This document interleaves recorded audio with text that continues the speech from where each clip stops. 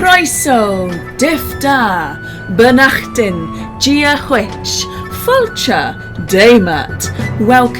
Welcome to the Celtic Myths and Legends podcast. I am your humble host, Sian Esther Powell, and I'm going to be taking you on a journey through all the myths and legends of the 6 Celtic nations. That's Wales, Cornwall, Brittany, Isle of Man, Scotland and Ireland. Welcome.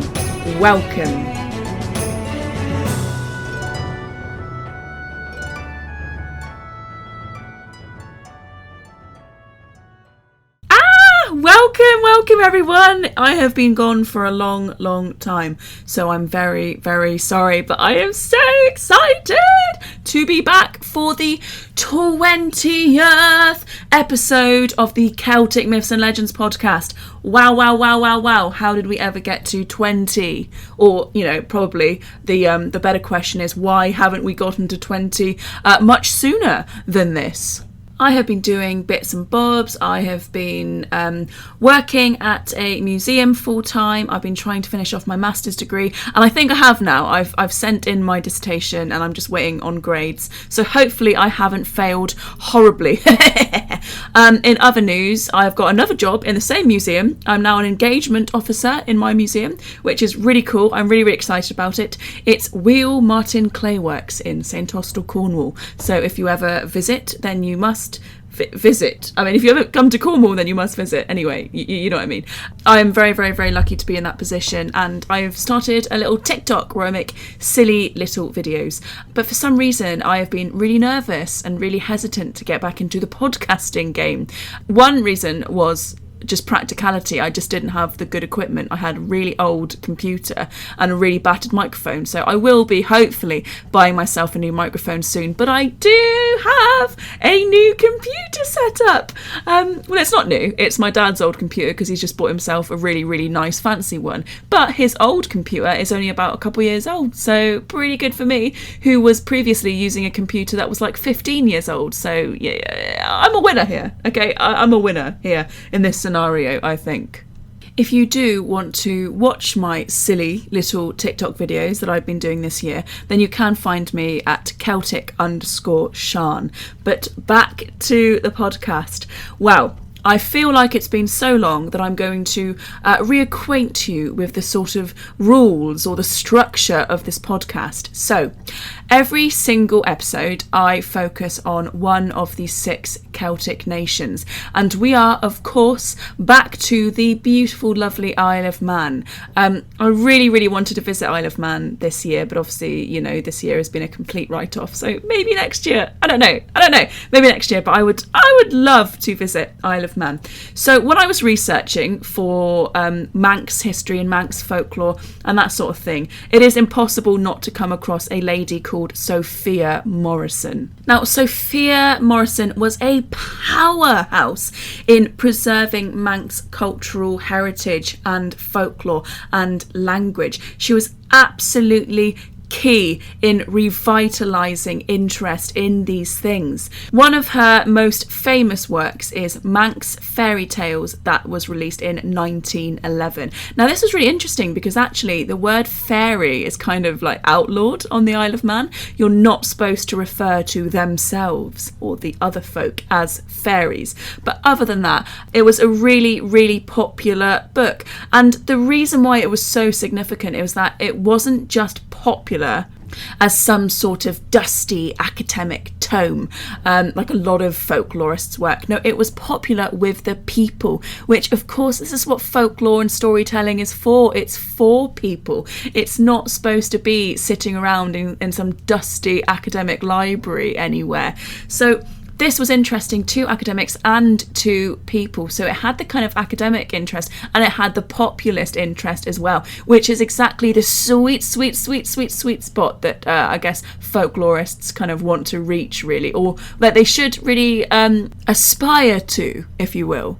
So Sophia Morrison has been described as a Manx cultural activist because at the start of the 1900s she was a member of a very small number of people who could speak Manx, and she could see the decline in the language and how devastating that would be to cultural heritage on the Isle of Man. Now, she did this in a number of ways. She set up Manx classes to teach it in Peel, I think, and then those similar types of classes to teach Manx were set up across the Isle of Man. She was a founding member of the Manx Language Society, and she encouraged many authors, including her cousin actually, Edmund Goodwin, to publish his first lessons in Manx. And like I said, she encouraged a lot of people to do the same. So she was this driving force behind this kind of cultural awakening on the Isle of Man, where understanding language was part of the fabric of the cultural heritage there. And, you know, if language was to be lost, it would be absolutely devastating. So I think that she is incredible, and I would just love to... My two dinner party guests right now, I would love to host Lady Charlotte Guest, who, as I've talked about in my Mabinogion episodes, I'm sure, and Sophia Morrison. So the two badass ladies, I would love to have a dinner party with those two women. And if you know any other amazing women who have worked in cultural heritage or folklore or history who kind of don't get the praise that they should in a sort of mainstream sense, then do let me know, because I'd love to shout them out. Sophia Morrison is extremely well known though, because she really was, like I said, a powerhouse and the driving force behind this cultural movement. She was also part of a campaign to get Manx taught in all of the local schools, but I don't think that was successful. But I do believe now that there is at least one school on the Isle of Man that teaches through the medium of Manx, which I think is really, really, really cool. And I so wish that Cornwall could look at some of these other places like the Isle of Man as a case study in kind of preserving our own cultural heritage. You know, I just want to visit Isle of Man so much. I think it just sounds like a really amazing place. And this was really at a time that the idea of what Celtic was kind of really forming. This idea of this shared Celtic heritage between the 6 Celtic nations. This isn't some ancient ideal, you know. I like to put that across to my listeners as often as I can. The idea of the Celtic nations is quite modern, actually. It's really not very old, and we mostly group these places, and of course that's Isle of Man, Scotland, Ireland, Brittany, Cornwall, Wales. We group them because of their shared cultural heritage and their language, their shared languages. The 2 language branches, of course, Brittonic or Brythonic and Goidelic. So we branch them in that way. They're not, you know, ancient, but of course you can look at ancient history and you can piece together bits of shared cultural heritage if you look further afield. But the grouping of them together in terms of mainstream talking about them and academia and what have you is not really that old. So I think it was like the first Pan-Celtic conference was held in the start of the 1900s, and this was really the beginnings of this idea of this shared cultural heritage amongst the other Celtic nations. And Sophia, I only mention that because Sophia Morrison was incredibly important as part of that. She did attend, and she was very, very, very adamant about the fact that Isle of Man should remain independent from England. It shouldn't kind of be annexed into England, and I'm so glad. And it has, you know, retained its autonomy from England. So today we are going to be discussing a kindly merman. So mermaids often get a pretty bad reputation in popular culture. They've often been kind of hybridized. I don't know. They've kind of been smushed. That's a scientific word, isn't it? Smushed together with the idea of the ancient Greek and Russian or Slavic siren, which was half bird, half woman, who sang so beautifully that men would kind of forget everything that they were doing and just sort of, you know, die, I guess. I don't know if they just kind of walked until they starved. Either way. So mermaids have kind of been smushed, amalgamated, that's a bit better, isn't it? Amalgamated with the idea of the siren, so the beautiful singing voice, what have you. But actually, there's loads of different versions of the mermaid across the world, depending on what culture is telling the tale. So any one culture that kind of exists near bodies of water is going to have a mermaid tale. There's even mermaid tales up country in landlocked parts of the UK, which I find absolutely hilarious. The teller must have had a pretty good sense of humour.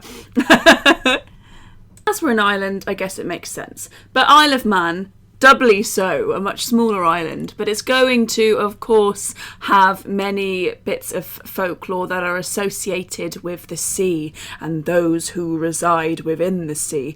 And one such creature is the Dinimara. So Yn Dooinney Marrey literally translates as man of the sea. And he was said to have been quite kindly, very fond of crabs, apparently. He did like a cheeky snack on the crabs. The story in Sophia Morrison's book is very, very brief, but essentially a fisherman sees a merman basically looking for crabs to eat, and he calls out to him, you know, what are you doing? And the crab man, not the crab man, the merman's like, I'm looking for crabs. Can you just throw me some crabs, please? I'm desperately hungry. Give me some crabs. And the fisherman's like, you know, well, what are you going to do for me? And he goes, well, you know, if you throw me some crabs, I will, you know, tell you your fortune. And he goes, oh, okay, then gives him some food. And then the Dinimara goes, well, as long as you live on land, you won't drown on the sea. So anyway, anyone could have told you that, really, couldn't they? But I do have other sources. It's a very short tale in the Sophia Morrison book, but I wanted to big her up at the start because I think that she's such an important cultural icon for the Isle of Man. But in some of the other books that I've read, the Dinimara is said to be quite kindly, and actually there is a very mutual respect and mutual relationship that kind of goes on between him and the fishermen of the Isle of Man. So the fishermen of the Isle of Man, if they are kind to him, if they give him, you know, some of their fish, some of their crabs, then he will tell them when storms are about to happen. And in one such story, a ship is out and they can't see a storm so far, but suddenly they hear this voice like coming out of nowhere on the ship that tells them, turn back now, there's about to be a storm. And of course they do turn back, and then they find out that yes, there was a terrible, terrible storm that very well might have killed them all had they stayed, you know, even a moment longer where on the same course that they were on. One of my favourite details that I came across for the Dinimara was that he had a bright nose from drinking too much brandy that he'd salvaged from shipwrecks. So I love it. And as amiable and lovely as he is, he said to really not like people whistling on ship. So, you know, if you were out there whistling, he would, you know, come to your aid because obviously he thought that you were calling to him. So if he turned up and found out that you were just whistling for the fun of it and you didn't actually need anything from him, he'd be quite annoyed. So I don't know then if he would wreck the ship, but it said that he would send more, you know, wind than perhaps was needed for that ship. So maybe that's how he gets all the brandy. So don't whistle on board a ship, okay? You might feel the urge to do it, but just don't, because it will piss off the Dinimara, okay? And he's usually a nice guy, so that should tell you something. And then he'll steal all the brandy, so just don't do it. I got that choice detail from Encyclopedia of Giants and Humanoids in Myth, Legend and Folklore by Teresa Bain. So there you go. I also got some really great details from the Encyclopedia of Magical Creatures. That book is absolutely brilliant. It's this huge encyclopedia and it's basically my Bible for folkloric creatures, really. So there's not a whole lot more to say about this particular character. So you might think, why have you chosen him? But obviously I'm from Cornwall, I'm from a sea peninsula myself, so I am just continuously fascinated by the idea of folklore of the sea, but more specifically folklore connected to industry. So fishermen's superstitions and things like that. I just absolutely love it because, of course, people working these industries are going to have their own tales, especially when the sea itself is still right now in this year of our Lord 2020. There's only 95% of the ocean that is unexplored. So I don't know why I said only. I think I was meant to say only 5% is explored, or something ridiculous like that. Don't quote me on the statistics. I'm not a marine biologist, but it's a ridiculous amount of ocean that is still, completely alien to us. We don't know what is down there. And I just think it's fascinating. It's such fertile ground for folklore to still exist and be relevant today. There are some folk tales today that not seem outdated, but, they've kind of stopped having their kind of magic and mystery to them, because you're like, well, we would have found that by now, that can't exist. But sea folklore, myths and legends associated with the ocean, they could kind of still be real, they could, who knows? There's so much of the ocean that we don't know about, that who's to say that there isn't some kindly, amiable mermaid down there lurking about. And I've just been watching Siren with Mum, so I've sort of got mermaids on the brain lately. I think the biggest downfall is not accepting sometimes that some episodes are going to be shorter than others, some are going to be much longer. I kind of always have this very perfectionist streak in me sometimes, even though you wouldn't think to hear it from how kind of chatty and not professional my podcasts are. But I don't like to do episodes that just aren't very long, that don't seem like they have a lot of content, even if I've said everything that I need to say. So this probably won't be an extremely long episode, but I'm just kind of being honest about it. I think I'm coming to terms with the fact that it's better to put out content out there that at least tells a story than hold myself back because I'm not providing you with some 3-hour epic episode. But I'm sure most of you wouldn't really want to listen to 3 hours of me on the same story anyway. How long was my longest episode? I can't remember. It was the second Mabinogion one, wasn't it? But anyway, I think that folklore is a fascinating way of being able to understand people of the past as well. And I know that I've said that many times, that folklore really is quite an underrated historical tool. For example, one day I will do an episode on Selkies, I promise this.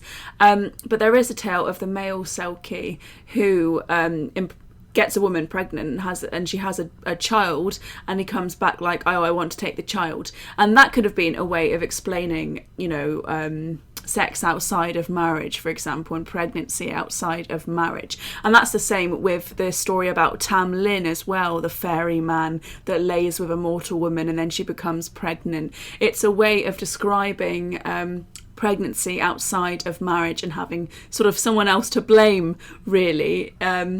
Which kind of makes sense when you accept the fact that a lot of folklore and a lot of folk stories take place within a Christian context.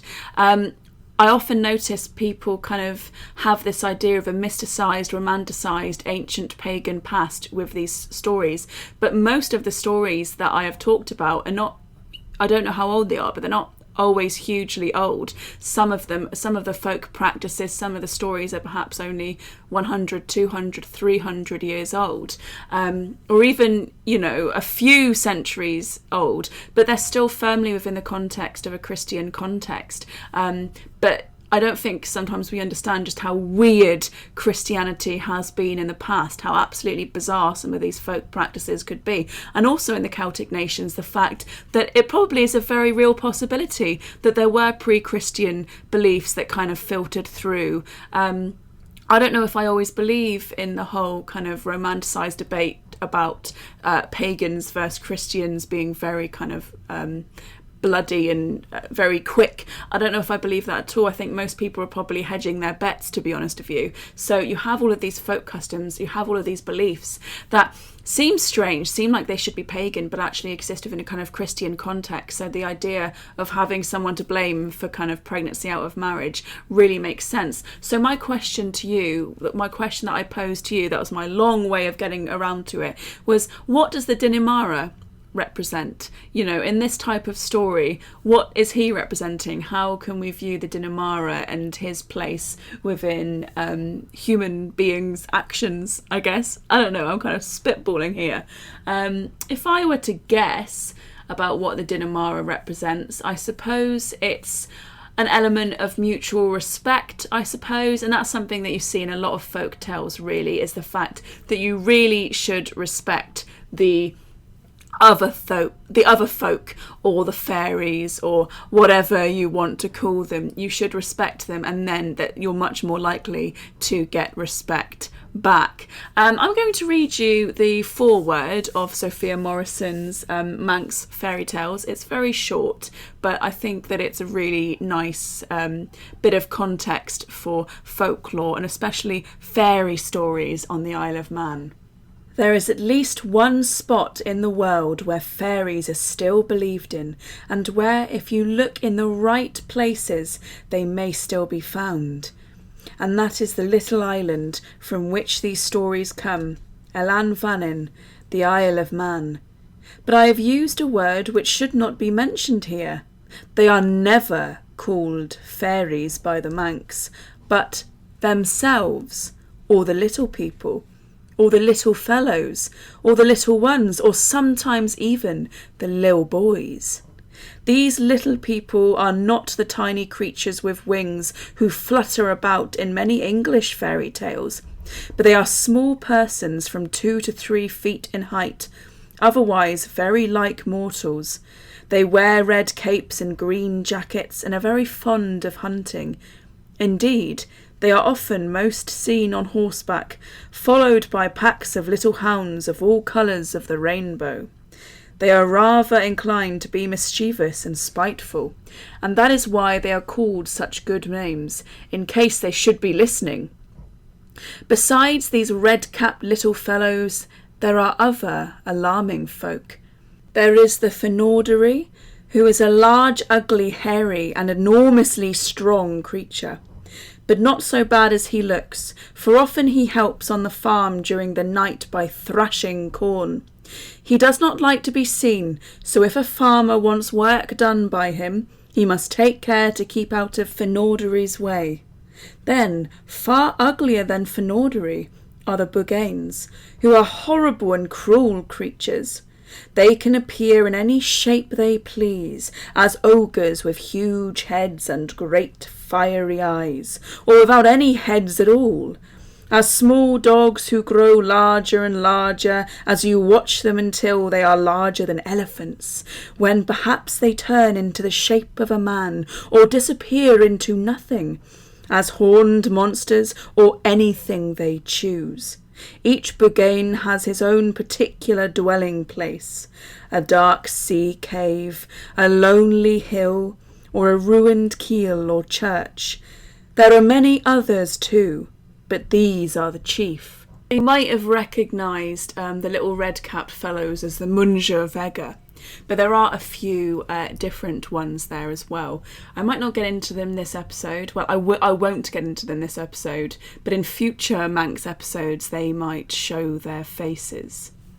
Sorry that this was quite a short episode, and I'm sorry that there was a lot of waffling from me, and I'm very rusty. But this was just so I can put something out, I can feel good about it, and I can get past this strange mental block that I have put myself in. And hopefully the next one, we're back to Cornwall, we can start the cycle all over again, and I can get back on track with this podcast. So thank you so much to everyone that has been so patient and been waiting for me to make an episode again.